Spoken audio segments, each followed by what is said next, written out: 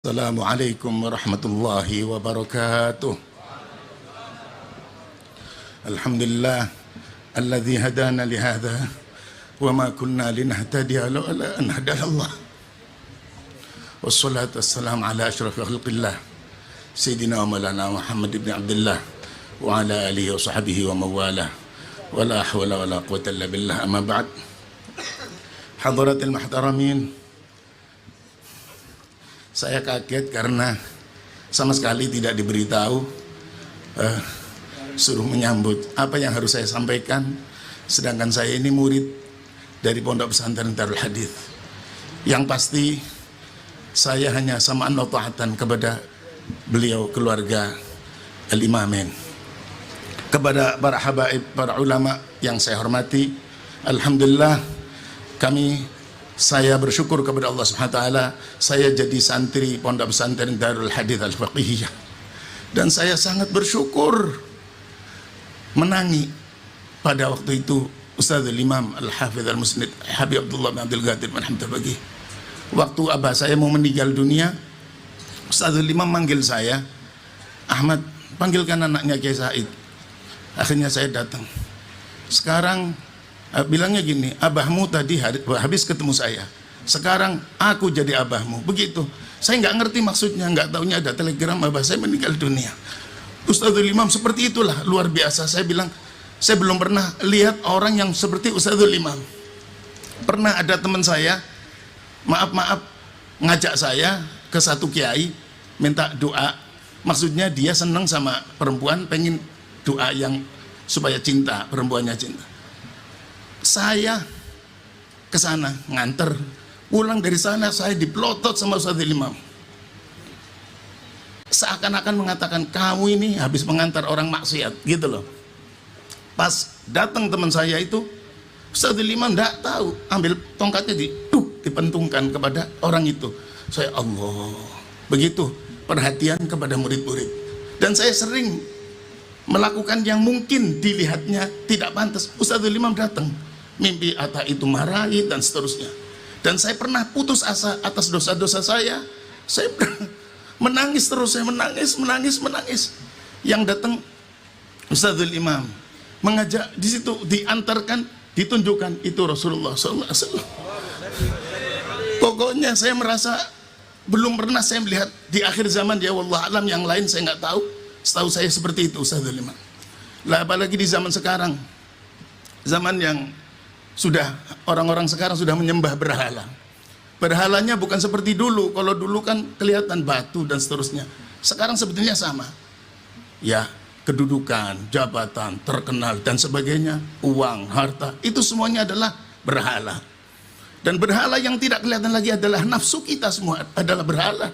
Dan kita selalu menuruti nafsu kita, selalu tunduk kepada nafsu kita. Maka kita adalah para penyembah berhala yang tidak ketahuan. Mudah-mudahan dengan kita hadir di majelis ini, Allah Ta'ala menyucikan hati kita dari semua keburukan-keburukan, bisa mengikuti kepada Al-Imamain, dan sampai akhirat kita tidak putus. Amin ya rabbal alamin. Selanjutnya saya pernah mendengar waktu saya mondok di sini, muallim siapa saya lupa itu mengatakan, "Kun nuran wala takun zulmatan." Jadilah cahaya dan jangan jadi gelap. Saya nggak ngerti maksudnya, nggak ngerti yang diomongkan, ya ikut hafalan saja. Setelah lama-lama, ya itulah keistimewaan Ustadz Al-Imamain.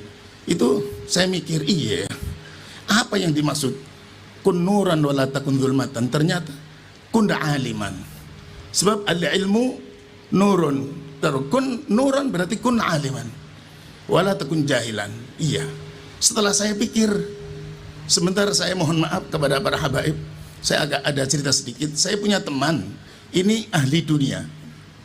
Dia itu ahli ekonomi. Sampai kalau dia masuk ke daerah mana, wah, iki duit kabeh iki. Melihat orang gila banyak, iki duit iki. Jadi melihat apa saja yang dilihat, iki duit loh. Saya bilang, kok sampean bisa nemu gitu caranya? Oh gini, begini. Betul, dan dipraktekkan.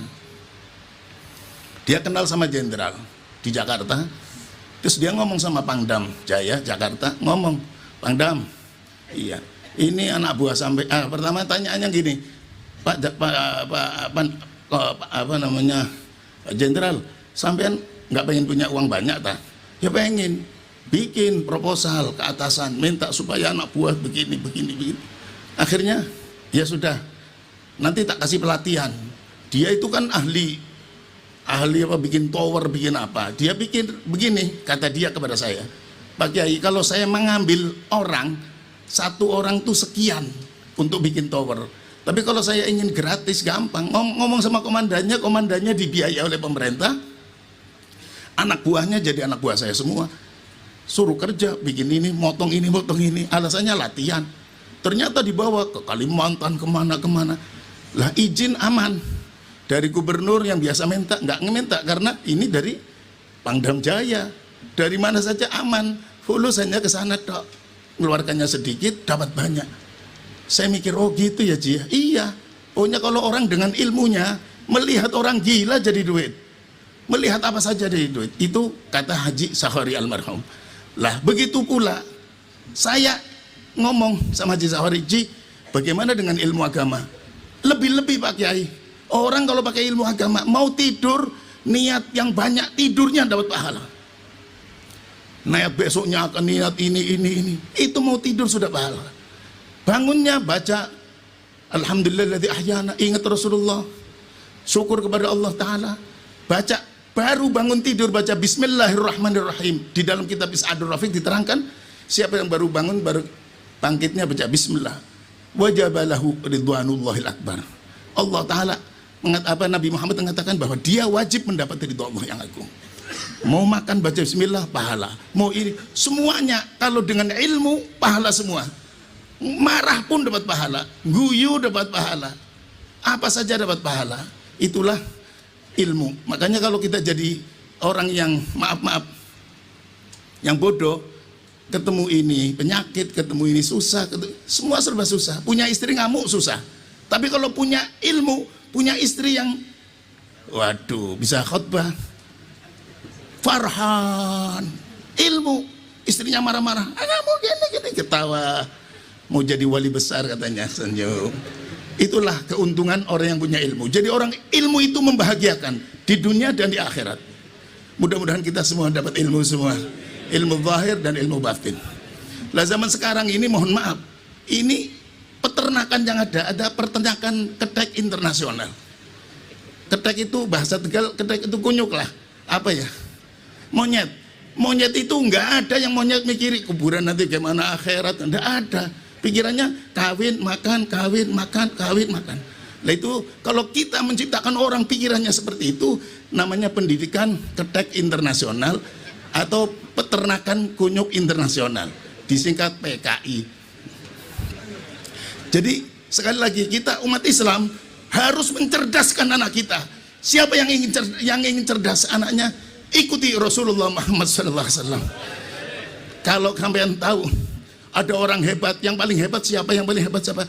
Terhebat adalah Muhammadur Rasulullah SAW. Orang yang ingin hebat, ikuti orang yang terhebat.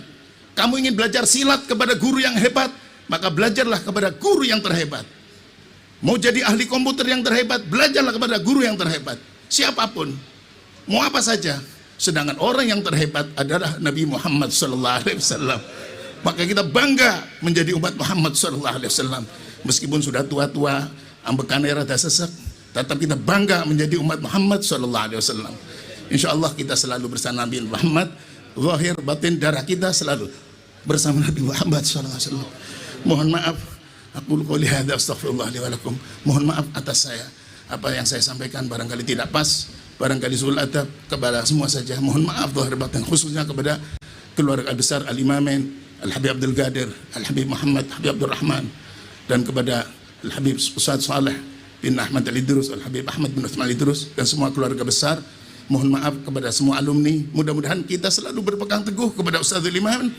Dan insya Allah kita sudah di gerbongan yang benar, gerbongan yang hak. Sudahlah, kalau gerbong ini lari 1000, kita ikut lari 1000. Ini Ustadzul Imam gerbongan, ngikuti atasnya. Ndas-ndase itu Rasulullah SAW. Rasulullah lari 1000, kita ikut. 1 miliar kita ikut. Jadi nggak usah oleh sudah.